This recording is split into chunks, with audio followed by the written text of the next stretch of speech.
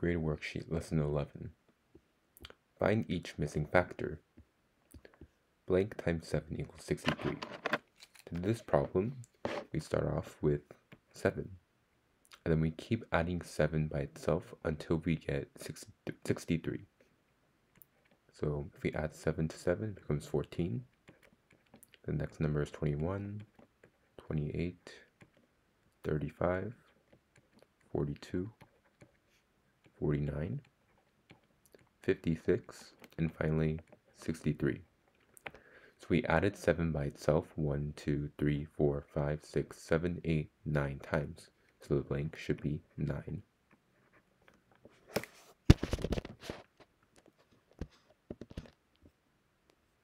Number 2.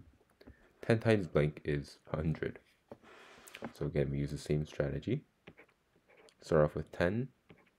Next number is 20 because we add 10 by itself. Add 10 again, 30. And do this over and over until you get 100.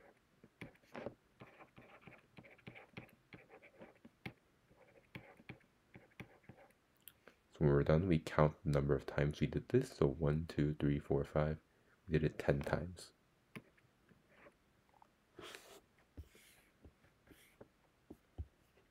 Number 3. 9 times blank is 54. Start off with 9, 18, 27, 36, 45, 54. We added 9 by itself 1, 2, 3, 4, 5, 6 times. So the blank should be 6. Write each rule for each table, then complete the table. Number 1. Spider 1. For 1 spider, there are 8 legs. For 2 spiders, there are 16 legs. So it looks like for every spider, it adds 8 legs. So plus 8, plus 8, plus 8. So our rule is add 8 for each spider.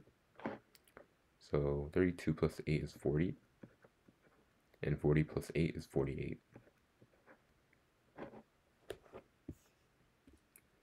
Number 2. 1 toy car is $2. 2 toy cars are $4. And 3 toy cars are $6.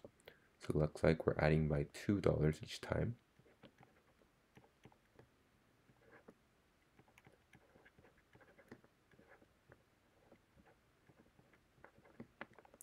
We do that again to get the price for 5 toy cars. So 8 plus 2 is 10.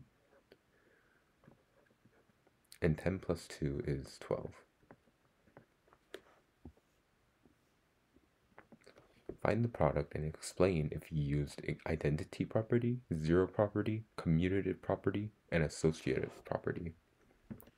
Number 1, 9 times 0. So anything times 0 is equal to 0, and this is called the zero property of multiplication. So number 1 should be equal to 0. Number 2, 1 times 7. Anything multiplied by 1 is itself, so 7 times 1 should equal 7. And that's called the identity property of multiplication, because it does nothing to the original product. Number 3, 3 times parentheses 2 times 7 close parentheses. So this is the same thing as 3 times 2 times 7. So this is basically saying that no matter how the order you multiply these 3 numbers, the product will not change. And this is called the associative property.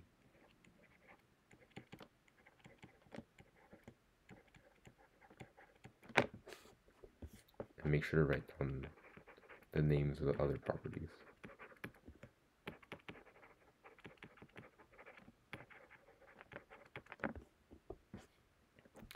So this is equal to parentheses 3 times 2 close parentheses times 7. If you do the parentheses first, it equals 6. And 6 times 7 is 42. Number 4, 7 times 7. Well, this is equal to 7 times 7. If you pretend to flip those, it'll be the same thing, obviously. And this is equal to 49. Number 5, 6 times 9. That's also equal to 9 times 6. I forgot to put the property here. This property is called the commutative property.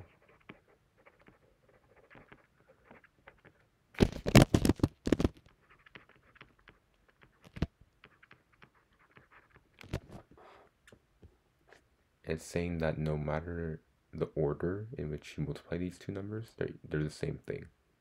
So 6 times 9 is equal to 9 times 6, and that's equal to 54. So both of these are equal to 54. Let's move on to the word problems. Number 1.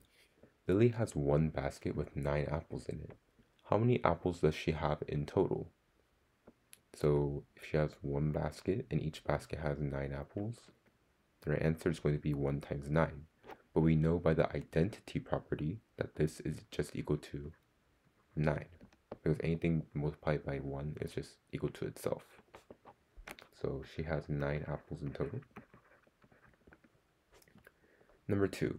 Noah has 5 empty trays, each with 0 cookies. How many cookies are there in total? So for each tray, there are 5. There are 0 cookies, and that's the amount of cookies that we have in total. But we know by the 0 property that anything multiplied by 0 is 0. So Noah has 0 cookies. Let's do one more. Number 3. Emma has 3 bags, each with 4 marbles. How many marbles does she have if she counts 4 marbles in each of her 3 bags? So we begin with 4 times 3, because she's counting 4 marbles for each bag. So this is 4 marbles and this is the bags. We also know that this is equal to 3 times 4 by the commutative property. And these both equal 12 marbles. So saying that no matter how you count it, if you count it by bags or you count it using the marbles, it will always equal the same thing.